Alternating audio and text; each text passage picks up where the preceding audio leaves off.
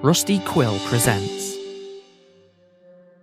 Ain't Slayed Nobody is a produced actual play podcast intended for adults, and may contain material that some people find disturbing. Please see the episode notes for content warnings, and listen with care. Just smell wood smoke.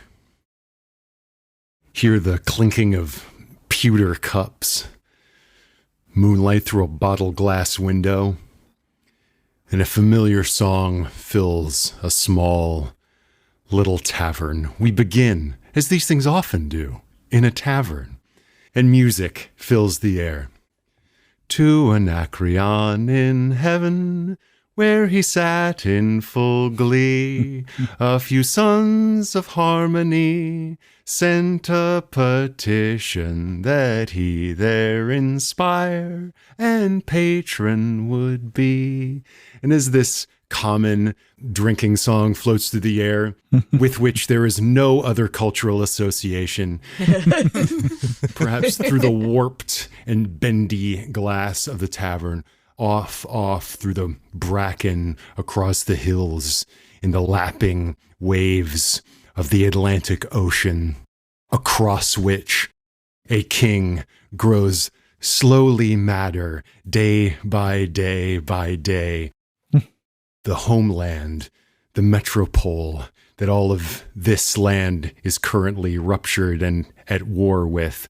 And on those waves, there is a ship secretly slipping into port, and oars lap the waves as someone comes ashore for some reason. And it is now several days later. We're far away from that tavern. Perhaps one of you enjoyed a pint of something there days ago, but you are now tramping through the beautiful springtime forest of the Hudson Valley of New York. We're well outside of New York City, which is currently, of course, under British control. Out here in the valley, the Continental Army seems to have this well in hand, but this is kind of like on the border of people's loyalties. And in any given town, there may be people that are still loyal to the old flag and the old king, and there are folks who are a little bit more sympathetic to the cause of patriotic liberty and no taxation without representation. The four of you fall perhaps into that latter category. And in fact, all of you have been approached by representatives of a certain General George Washington, because these battles do not only take place upon fields with smoky muskets and cannonades on the siege lines that surround Boston, but they also occur in the back streets of towns, the parlors of fine houses, darkened dens of stews and ale pots, in any given business, because there is a trade in secrets, in espionage, and in knowledge. And all of you have passed such secrets back and forth up the chain to aid the cause of liberty.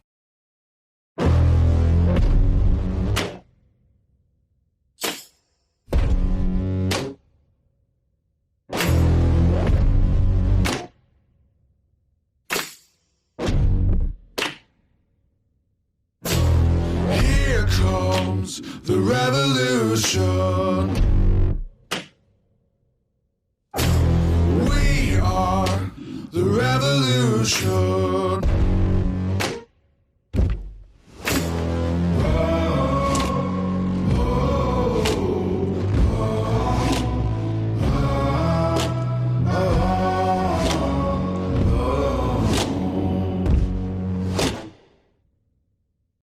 So let's meet our band here, because they've been given a mission to find whoever that was that we just saw coming ashore on that ship in the dead of night. So why don't we start with John Smith? Yes, the simply named John Smith. Yes. Definitely not an alias. Name's John Smith, no relation. I've been told that I'm a strikingly handsome man. with tan skin from my days spent on the open ocean. My blue eyes seem to reflect the very waters I sail, and my long, wavy, golden blonde hair falls past my shoulders. I often tie it back in a ponytail to keep the wind out of my face while working on the deck and looking across the sea. My chiseled jawline and strong cheekbones have garnered me quite a bit of attention. Of course, I wear my white linen shirt unbuttoned down to the 4th button. Okay. So I don't even want to introduce my character now. So picture this deviant art colonial hunk, his clavicle and pectorals bulging through the linen of his shirt. Yes. You ply the waters, it seems. Among many things, you're a sailor, and perhaps your knowledge of the comings and goings of the waters of ports of call is what has conjoined you to this particular group. Maybe you are aware of this ship. So why don't you give me one of your very specialized sailing roles, and we'll see what we know. We'll get our first little bit of information. Oh, not a very good roll. There's a mirror nearby. You're a little distracted. I don't think I'm going to spend luck on this. I'm kind of a clueless guy, so... I mean, there's like a revolution or something happening, right? My friends have told me about it. Anyway. Then what you know, with a failed roll, is that, a ship was spotted. What we all just learned, that a ship launched a tender boat off of it to bring someone or something to shore. That's highly suspicious and might mean that there's information or people changing hands out here. I just mutter to myself as I look at it. I don't think I've seen her before. Yeah. And that's all that makes it into the brain of the handsome John Smith. Perhaps striding nearby, in our little party, there is a Mercy Knox. Mercy Knox. Oh, sorry, Mercy Knox. Yes, a nice virtuous name. And virtue is her primary concern. Mercy Knox, you see a woman with brunette hair, neatly tied back in a bun. She's dressed also neatly, but not too neatly, not too showy, not too anything. In fact, it almost feels like Mercy has cultivated this average appearance and affect, as though she was trying to fly under the radar for some reason, which she often has to, as she has engaged in some less than above-board behavior. In fact, I would say that the reason that she has been able to pass secrets up and down is because she has access to them because of her side business of forging any and everything. Oh, excellent. A forger. And as she walks next to John and hears him kind of mumbling to himself, she's just kind of rolling her eyes. Ugh, what is this now? Hello there. So I would think someone not only skilled at forging, but identifying forgeries. Perhaps people down Washington's chain of command have asked you to forge what look like troop movement orders to be left and slipped to confuse enemy generals. So why don't you roll forging and we'll see if we know anything else. You know what? Maybe I will. I rolled a 1. Oh, fucking hell. Oh, wow. Great. You have caught the spy. Yeah. You got him. The end, guys. Have a great one. Cool. Good job, y'all. GG. So I think this tells me that you, two things. One is a smashing, incredible success. The fact that John Smith knew that a ship landed, the ship would have to come to port somewhere. So maybe news got passed to you about that, and you have found what you know to be a forged ship's manifest. The Vulture is the name of the ship, and it ported in New York a day ago. But you know that this was not just a merchant vessel, that there was something going on with it. This, you believe, is the vessel that dropped off its mysterious cargo. And because that was such a smashing success, you know that on this manifest, it's the contents of the ship that have been forged, but it's clear that the name on it is probably accurate, and that is Captain Arthur Beckford. And because you smashed that forgery so well, I'm going to let you come up with, and you don't have to answer this right away, what your cover story is for why the four of you are together. Okay, let me think about that as we meet our other folk. Whatever documents you have to support it, this will be believed by the people that you show these documents to. So you're saying I should make it as wild as possible? You can. You can. I'm excited. So let's move around as we move through the forest to Silas Blackwood.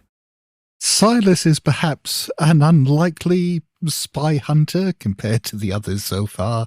He is this gangly, wiry man in his early 40s with wild greying hair and a wild beard.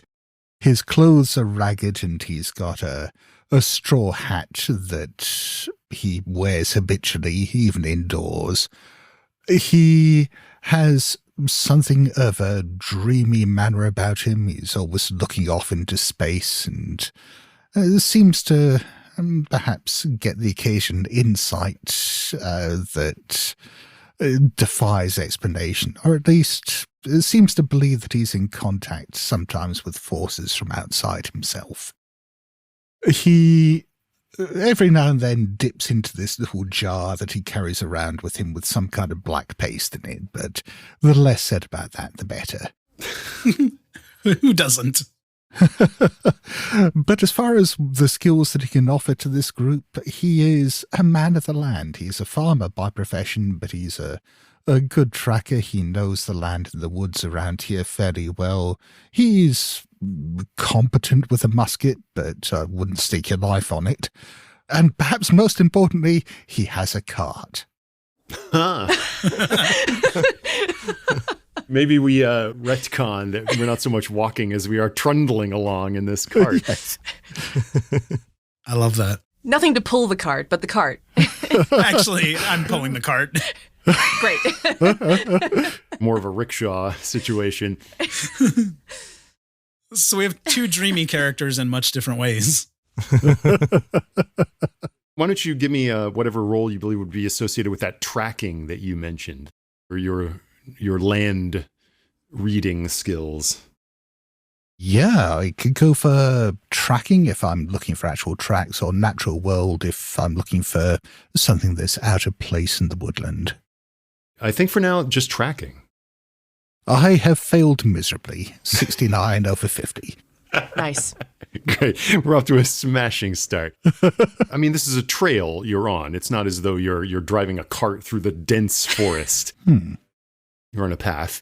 And if this individual landed where they did, and they're cutting inland, maybe moving kind of along the river through the valley, you'd be getting up into some of these small communities dating back to the earliest settlers, the earliest English and Dutch, especially, settlers.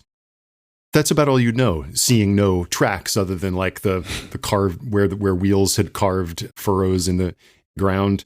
But you know that one of these communities would probably be pretty likely if this person was going to get some succor from civilization. And you know, because it would be common knowledge, that up ahead of you there's a dip in a little basin valley. You know that there's a town in there called Siloa. Putting his back into pulling the cart in lieu of a donkey, a mule, or a horse. Either way, it's being pulled by an ass. There we go. Yeah, there we go. God Bang. damn it. Chandler Bingham. All right. I was joking, but now I have to add strength because I'm definitely doing this. Nobody told you life was going to be this way. Looking back, could you be any heavier? The crowd goes wild. This is going to be insufferable, I can tell already. Oh, yes. I'm here for it. I'm done. That was actually all my friends' knowledge. That one thing I said. Yes, so I'm Chandler Bingham, 6 foot tall, lean man, perfect for pulling a cart. I have amber waves of hair, graying at the temples, and I am deeply unattractive. Nice. Have nostrils that are far too large for my face, and I have, you can correct me on my pronunciation, Danny, but pince-nez glasses resting on the bridge of my nose, and smartly dressed despite pulling the cart, waistcoat, dress shirt, trousers. I'm a notable candle maker, and I've been blessed with olfactory skills. I have this keen sense of smell, so very good at spotting hidden via this schnoz that is very prominent on my face, and also good at tracking. So whenever Silas rolls a 69, maybe I can pick up the slack with my sense of smell. Go ahead and roll that smell skill. All right. That's a 53, which is a regular success. Great. Snuff, snuff, snuff. Go the large. They're flaring, yeah, as I kind of take in the scents. Like a pig scenting truffles. Yes. Yes.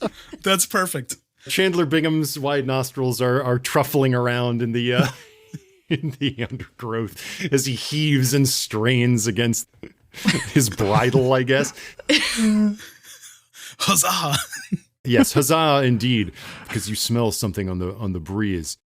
Why, it's salt pork, seaweed, ship's biscuit. Someone has passed this way who was recently aboard a ship. And everyone in the cart can see he's become kind of animalistic, trying to track this down. Yes, someone's been through here. A sailor, Captain Smith. No, I haven't been through here recently. Motherfucker.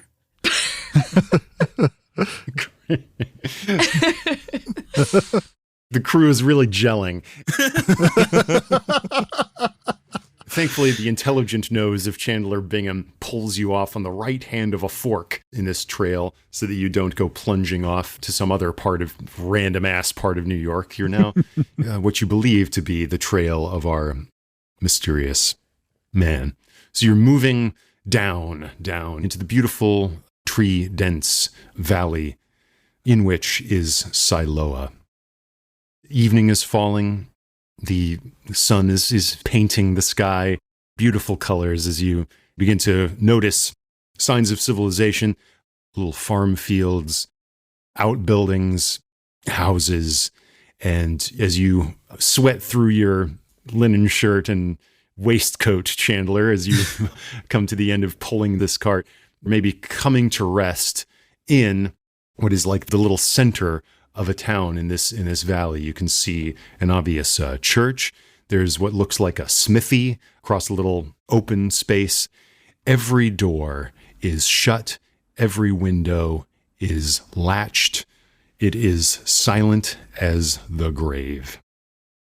Look, a smithy. I believe they're all named after my family. Silas, I was under the impression that you would have an animal to pull the cart. If we could just have a rest. I'm pretty exhausted, to be honest. Whew. Mercy. Yes. Oh, carry on. Mr. Bingham, your wonderful nose has led us here. Will it provide any further information about the location of our quarry? It was a regular success, so doubtful. Okay. Mercy's nose starts bleeding. What was the most eye-drawing aspect? The church itself? The church is the second tallest building that you can see with its prominent steeple. There's a stave out front with a bell hanging from it. Once you get out of this little area of civilization, there are farm fields off to the east. And other than that, you are surrounded by dense forest. Also, in the center of this plaza, this open area, there is a what looks to be a little well, a stone well. Oh, no. Well, let's see who's here, shall we? I'd like to ring the bell. You ring the bell. Yes, please. Okay. Okay, well, great. you said nobody's around, so I just want to make sure that we can chat with some of these townsfolk. Mercy's looking a different direction and just turns as Chandler is like reaching for this. Yeah. In the spirit of espionage, I want to ring the bell. No. Before that bell has its first ring, everyone, I guess, but Chandler Bingham can make a spot hidden. No, not even close. I rolled a 10 for an extreme success. Oh, wow. Oh, I got a regular success. Mercy Knox is on fire. I think the extreme success maybe then catches it because this person does not want to be seen. Just before you can get "wait" out of your mouth, Mercy Knox, you see a tow-headed young girl of about 8 years old just behind one of the buildings off to your east. And you just see half of her. She's peeking at you from around the corner.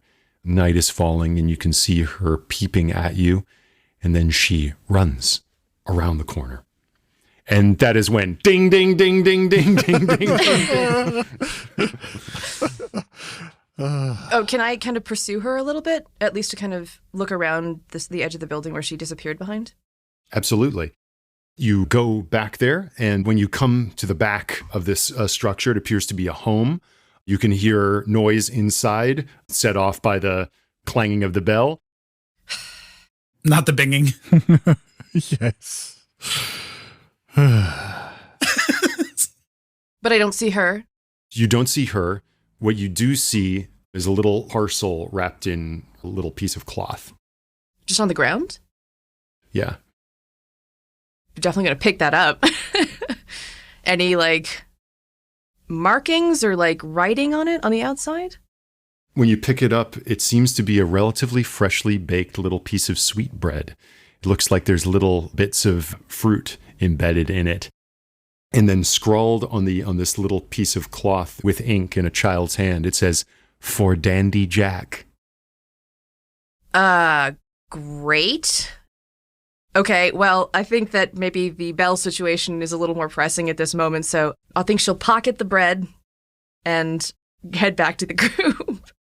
As Mercy emerges from the back of this building, other people are like, you're seeing like shutters open, a couple of doors like creak open, and people are looking out. A tall, slender man with a prominent hawk-like nose is now walking around the back of the church, walking towards you, pulling a jacket on. He has a high collar and very closely cropped hair where it looks like he hasn't had time to put on a wig. Mm.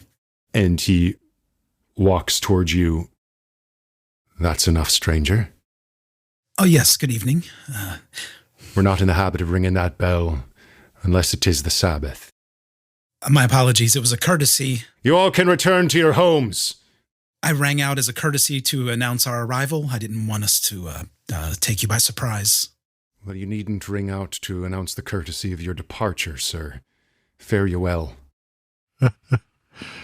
I see. Well, do you mind if we shelter here for the night? Now that he's close to you, you can see that his eyes look really sunken. There's big dark circles under his eyes. He looks distracted. We can pay, sir. That a woman is speaking out of turn at this moment makes this man's head kind of like stiffen. He does not make eye contact with you. "You may keep your gold, miss.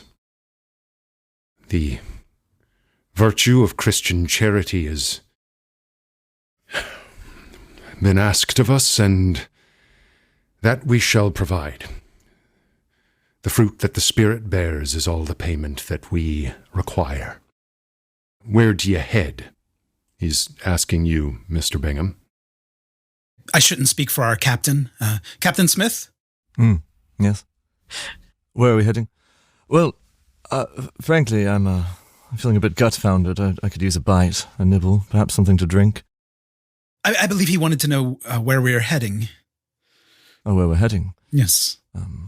We were following your nose, right? Yeah. He's kind of like uncomfortably writhing after he says that. No, we were heading somewhere with a purpose, Captain Smith. Right. I might have to defer to to Mercy again here. We must do things with a purpose, for in idleness, we find purposes thrust upon us. Yes? I'm sorry, Ross. I'm sorry, but can I smell this man? Oh, the way you said that, I thought there was a technical difficulty. Oh, there is. And his name is Cup. I'm so glad you just want to smell this man. Great. Yes, please smell this man. Yes, thank you. Depending on the level of success will be how creepy he finds you huffing him. Yes, that's perfectly fair. Oh my God, fail this, please. Oh my God. Oh, yes. I rolled a fucking 100. And I'm 75, so the only way I can fumble. Roll 20 is just on point sometimes. Wow. He immediately notices your flaring nostrils tugging at the air around him. He withdraws in confusion. And what you smell is not him, but rather a gust of air moving in from the west. And it immediately strikes you with a wave of nausea. Oh, no. It smells like a butcher shop. It smells like the refuse of a butcher shop, the iron of blood, the sickly tang of offal fills your nostrils, and you have to fight to keep your gorge from rising. With your permission, Ross, on the 100, can I vomit on him? Oh. Absolutely. So yes, he's trying to swallow it back, but he can't do it, so he's gonna puke on this guy. Ministers of grace, preserve us, says this man as he withdraws the spatter of vomit on his jacket now. I think Mercy has seeing his reaction to her, she's adopted kind of like the deferential demeanor of like a serving girl, and she'll retrieve some sort of like cloth from a bag, I don't know, and go up to him and without, sir, may I offer to kind of clean up the mess that Mr. Bingham has made? I think that's quite enough from you, interlopers. You'd best be off. I'm so sorry. That doesn't happen more than once or twice a day. Thought I caught a whiff of lavender, which is just quite offensive. I do apologize on behalf of all of us. We've had a long day on the road, and as I mentioned, we're quite famished, so do forgive us, please. I beseech you and the Lord to welcome us into your town, actually, and just let us take rest for the night. We'll be gone in the morrow. Yes, good sir. If we could impose upon your Christian charity, you have to bear in mind that as trying as this man's presence may be for you, we travel with him daily. And travel by him if the harness he wears is any indication. I'll sleep in the livery. This sounds like you're trying to charm him or... Yes, I am. Persuade him. So whichever of you would like to do that, or you may assist Silas. I've got fat stacks of charm. Drop some fat stacks. That's a hard success. I could spend 3 luck and make it extreme. Why don't I? Do it. Expend that valuable resource. This man who was recoiling, horrified, seeing Mercy daub at him, and also this horrible tableau is suddenly lost in the eyes of John Smith for a moment. Who wouldn't be? While I'm dabbing him, can I kind of also be patting him down a little bit? Sure. Yes. I'd like to know what he's got in his pockets, if possible. Please roll 100. Yeah. If I get caught, I'm going to puke on him. Yeah. Go for it. It's a stand by me situation. Sleight of hand, maybe? Sleight of hand sounds like a great move. Mm-hmm. That is a regular success. 48 under 50. While you're daubing, your hand goes into his pocket. There's a little piece of paper in there you can pluck out if you want. I mean, yeah, obviously. Yeah. Great, you've got that. And the charm of John Smith has swayed him for the moment. He's like, well, the Lord says that which we do to the least of our brothers, that which we do also to you. That's why we travel with Mr. Bingham. I cannot imagine a brother more lesser than the unfortunate soul that you have tethered to your cart here. He's going to wipe his mouth like with the back of his hand and then say, Chandler Bingham, nice to make your acquaintance, and reach out for a handshake. Silas, I think at this stage, will just reach out and just very gently take you by the wrist and guide that hand back down. Mr. Bingham, outbursts like the one you have just displayed to my eye are often the sign of great intemperance. I urge you to set aside devil rum and whatever else addles your brain and makes loose your spirit and keeps you from keeping down the nourishing repast that the Lord provideth to you day by day. If you wish to spend the evening with us for but a night, then we shall provide for you. He nods to you, John Smith. There's room with Mr. Ransom Bunny. And now you may notice behind you, coming out of the smithy, there's a sturdily built man. That'll be me, sir. Right this way, the lot of you. Thank you kindly. Yes, thank you. I shouldn't have done so much grazing on the way here. You're fine. He's quite chuffy. I'll see to him, Reverend Hasselrig, says Ransom Bonnie, the blacksmith, as Reverend Hasselrig adjusts his collar and gets the last bit of vomitus from off his jacket. He turns on his heel and walks back toward the chapel. I think that went well. Sure. Nice work, Captain Smith. Thank you. Honestly, I really did want to eat. And speaking of that, night has now fallen, and you're in the home of Mr. Ransom Bonnie, which adjoins the smith. Ransom Bonnie is the blacksmith. Well. There's maybe not a bed, but there's hay bales for you to conk out on. Naturally, I'll give up my bed for the lady, he says, doffing his cap. No need, sir. I prefer to stay with my fellows. As you wish. He's got a fire roaring. There's a pottage in the pot. He's carving rashers of bacon and bread and slinging them out, and he is the picture of homespun hospitality. Mr. Bonnie, I wonder if you might be able to answer a question of mine. I saw a young girl earlier. I don't know if I got a description for her, Ross, but can I just basically describe what I saw? I don't know how many of you have seen American artwork from around this time, like the 1700s. It all has this weird quality where everyone's eyes are too big. Look it up sometime, like folk art of early America. And she looks like that. Like there's an uncanny bigness to her eyes. And you're noticing that with a lot of these people, that their eyes look odd. And Ransom Bonnie is this way too. There's like big circles under his eyes. Oh, well, I suppose that'll be, little Constance Freeling. Or could be Maggie Voorhees. Uh-oh. Only that she dropped something that I would love to return to her. Oh, well. I suppose perhaps you could leave it with me or give it to her on the morrow. I would love to do the latter, if you could tell me where either of these two girls lives. Miss Voorhees would be living in that place that she came out of. I'm just leaving it on her own back step. He's drawing off a clay pipe. Have we heard of Dandy Jack? Is that a thing that we know about? No, you have not. You must forgive Reverend Hasselrig. It's been sudden distempers in the town. Has something happened? He's kind of gazing into the fire and looking with reluctance at you.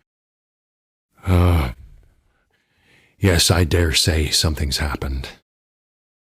In fact, the description of that girl, it would have to be Maggie Voorhees or little Constance Freeling.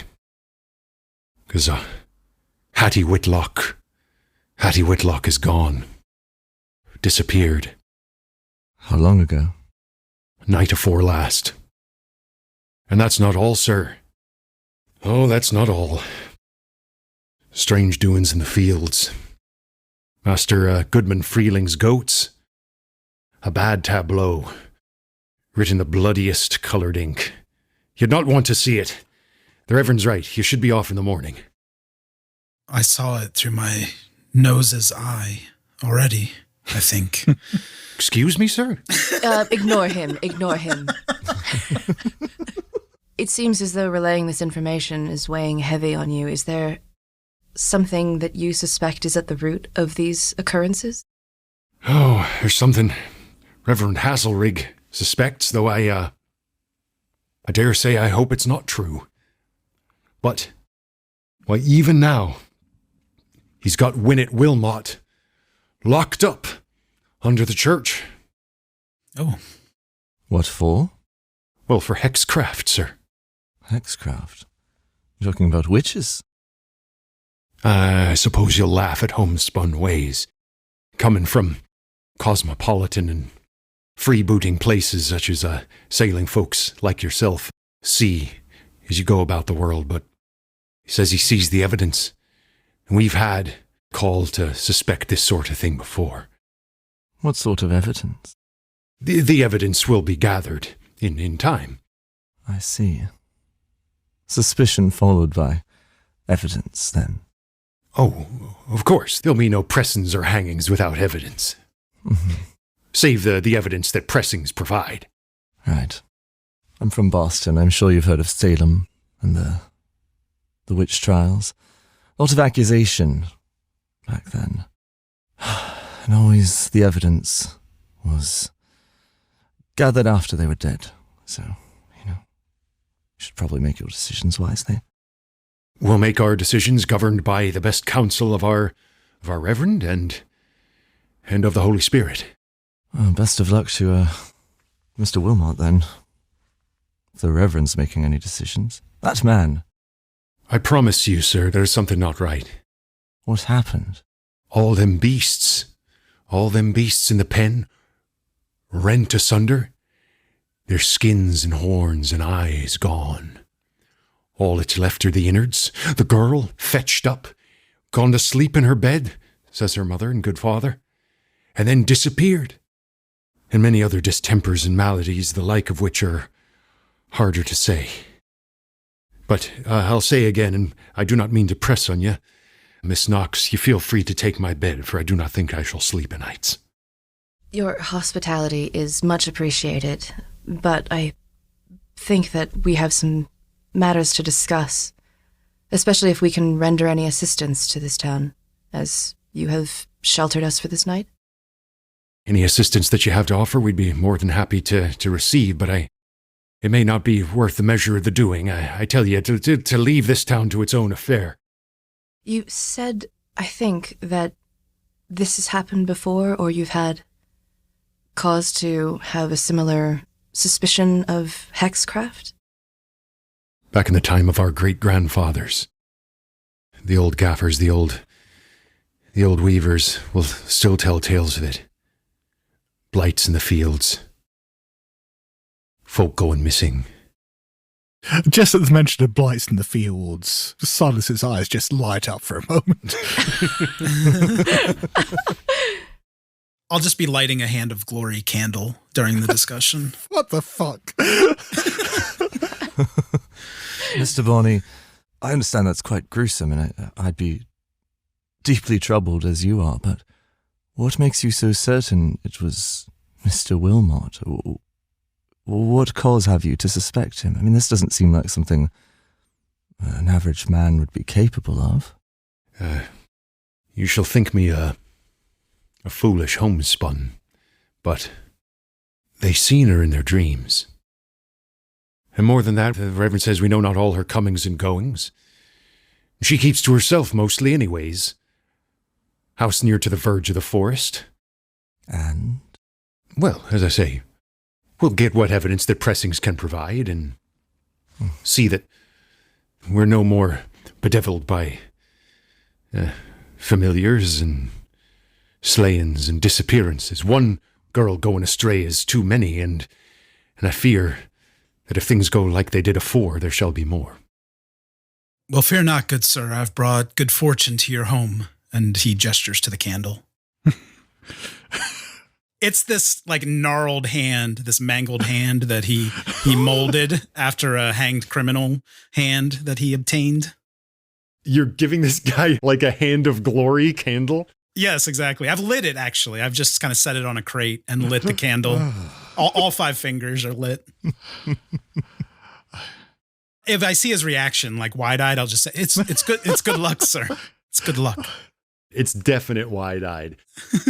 Because even though this fellow is hospitable, he is a pious fellow. And this little totemic thing is like giving him the creeps. Not just him. Yeah. Let's say this is the first time the other 3 have seen this as well. Mr. Bingham, I think that you might be distressing our host. Did you not hear the talks of hexes? And that's what, a hand candle? Mr. Bingham. Well, yes. What is it they say? Where there's envy and strife, every evil works. So we need good charms, candles like this to ward off anything that may be unwelcome. I believe that the Lord will ward off unwelcome things if our faith is strong enough. I mean, just like daggers at Chandler.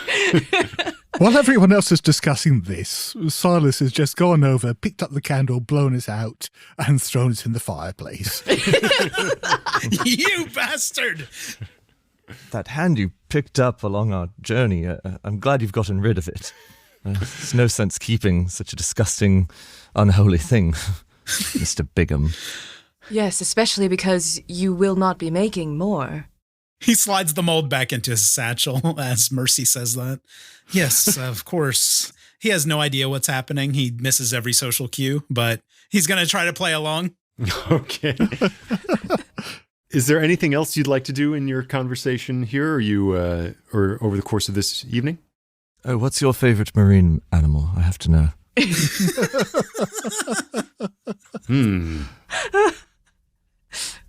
Mr. Bonny, you mentioned a blight in the fields. Yes, sir. The Freelings fields, those what abut the wood. Just in the past days, they seem to beginning to wither. Mold growing on them. A chill in the air, unnatural for spring. The blight in the fields. This is a subject of some interest to me. You see, the blight in the fields, it can be a wondrous thing. It can lead to visions and ecstasies. It can lead to, strange realizations. But it can also lead, in some cases, to perhaps suspicions and, perhaps even accusations of witchcraft. I think perhaps we should take a look at this blight and just make sure that what is happening in this town is not something more natural than we might think. As you wish, Mr. Blackwood. All you'd have to do is go onto the Freelings' land, and perhaps you could see, but I must confess, I fail to see the connection between a blight on a corn in visions, save that they may have their common source from some diabolic origin. I'm the weirdo. Are there woods kind of surrounding this town? That's right. Then I think Mercy will ask, Mr. Bonny, the Freelings' estate, their fields, you said they're up against the woods, but which part of the town, if we were to go look at them? Oh, of course, down the valley, you'd see their house is at the top of that slope, and then as it slopes down, there you see it, as the valley comes to its hollow, there's where the forest is the thickest, and that is where the blight is beginning to creep. Is that to the south of the town? Well, that'd be to the west. Then I think come the morning, we should go and take a look at this field. If it is just a simple matter of blight, then maybe we can put these people's minds to rest. And, Mr. Bonny, your favorite marine animal? Oh, yes, of course. I've neglected your question, Mr. Smith. I suppose I doubted myself, for I wanted a question worthy of one as great as yourself. Thank you. You don't need to be so kind, but...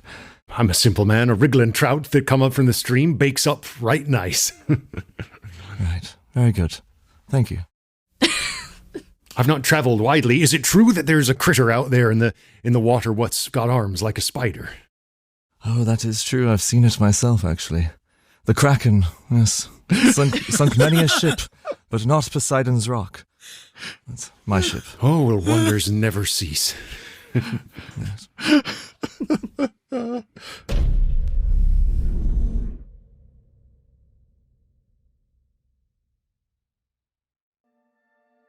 You are listening to Ain't Slayed Nobody.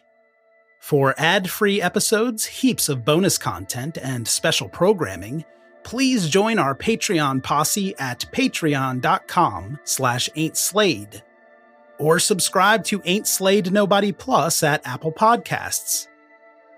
See the show notes for full credits, and help us grow by posting friendly reviews and spreading the word to your friends and followers. Thank you, and good luck out there.